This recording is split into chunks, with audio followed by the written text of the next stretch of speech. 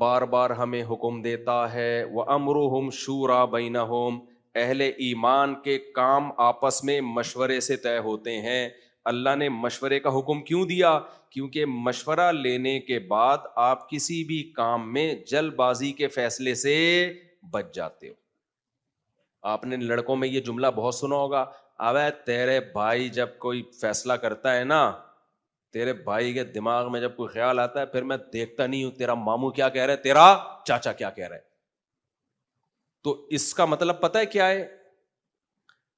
کہ ناکام لوگوں کی جتنی بھی علامتیں ہیں نا وہ ساری کی ساری اس میں پائی جاتی ہیں. یعنی ایک ہی علامت یہ ایسی ہے جو اس کو ناکام کرنے کے لیے کافی ہے.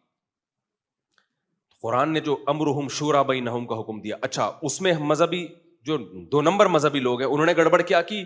اتنا اہم حکم تھا اسلام کا مشورہ، کہ کوئی بھی جب آپ فیصلہ کرو اس کے ماہرین جن کے پاس حقیقی خبریں ہیں ان سے مشورے لو. آپ اس مشورہ لینے کے بعد کوئی ایک رائے قائم کرو. یہی ہے نا مشورے کا مطلب. اس میں ہم نے کیا کیا؟ اس کو ہٹا کے استخارہ داخل کر دیا، مشورے کی ایسی کی تیسی. اب ہمارے فیصلے مشوروں پہ کم اور استخاروں پہ بولو زیادہ ہو رہے ہیں.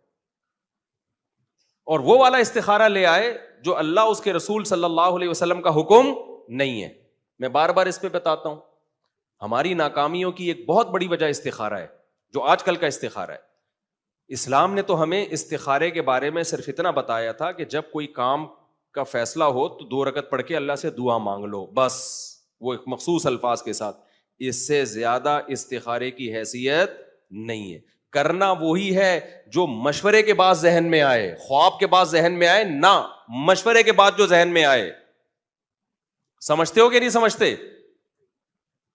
دیکھو استخارہ کا حکم، جو استخارہ یہ والا استخارہ جو میں بتا رہا ہوں اس سے زیادہ استخارہ نہیں ہے.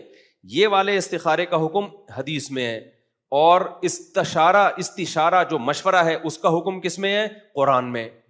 تو زیادہ ویلیو اسلام میں استخارے کی ہوئی یا مشورے کی ہوئی؟ بولتے کیوں نہیں؟ مشورے کی. ایک بات.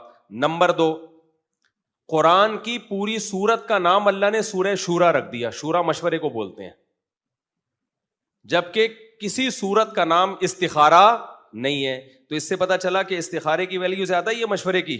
مشورے کی. اللہ پروٹوکول استخارے کے بجائے کس کو زیادہ پروٹوکول دے رہے ہیں؟ مشورے کو.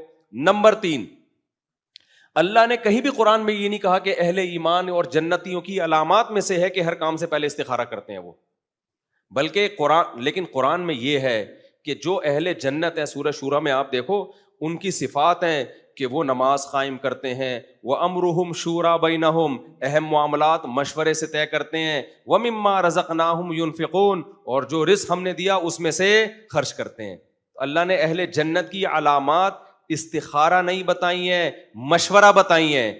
اس سے پتہ چلتا ہے کہ جلد بازی سے فیصلے کرنے والے اہل جنت میں سے نہیں ہیں، کیونکہ استشارہ جلد بازی سے روک دیتا ہے آپ کو، مشورہ کس سے روک دیتا ہے؟ جلد بازی کے فیصلوں سے روک دیتا ہے. تو اللہ کو یہ صفت اتنی پسندیدہ ہے کہ اللہ نے جنتیوں کی علامات میں سے ایک علامت بیان کی ہے کہ جنتی کام سے پہلے کیا کرتے ہیں؟ مشورہ کرتے ہیں. کتنے نمبر ہو گئے؟ 3. چوتھا نمبر، جنتیوں کی صفات اللہ جہاں بھی بیان کرتے ہیں یا جہاں بھی اللہ شریعت کے احکام کا آرڈر دیتے ہیں، اللہ نے ہمیشہ نماز اور زکوٰۃ کو ساتھ ساتھ بیان کیا ہے. نماز اور زکوٰۃ کو ہمیشہ کیا کیا ہے؟ ساتھ بیان کیا ہے.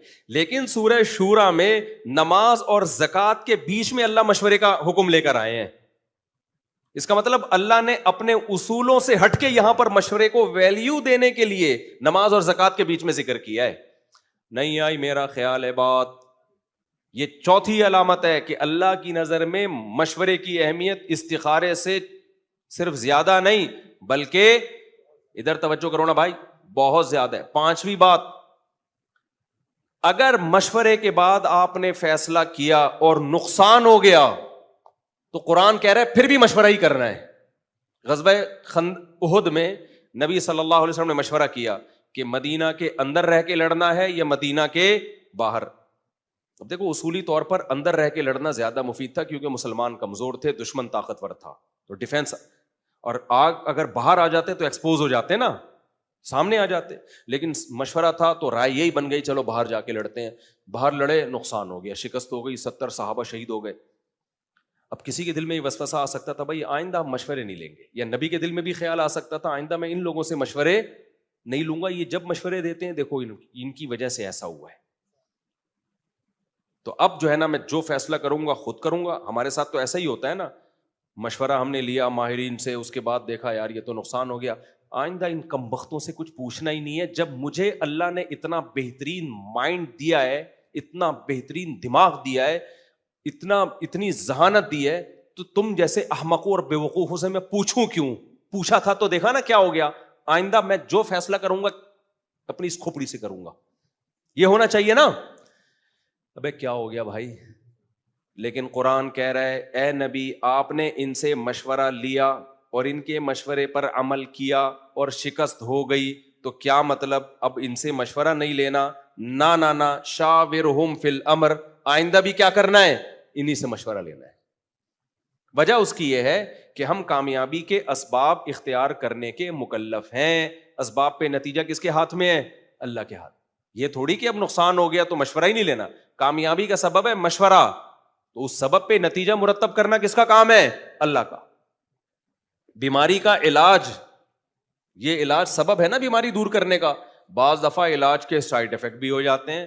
اب یہ تھوڑی کہ آئندہ بیمار ہوں گے تو میں نے علاج ہی نہیں کرنا کیونکہ فلاں آدمی کو غلط ٹیکا لگ گیا تھا, دیکھو مر گیا وہ, تو میں نے ٹیکا ہی نہیں لگانا کبھی.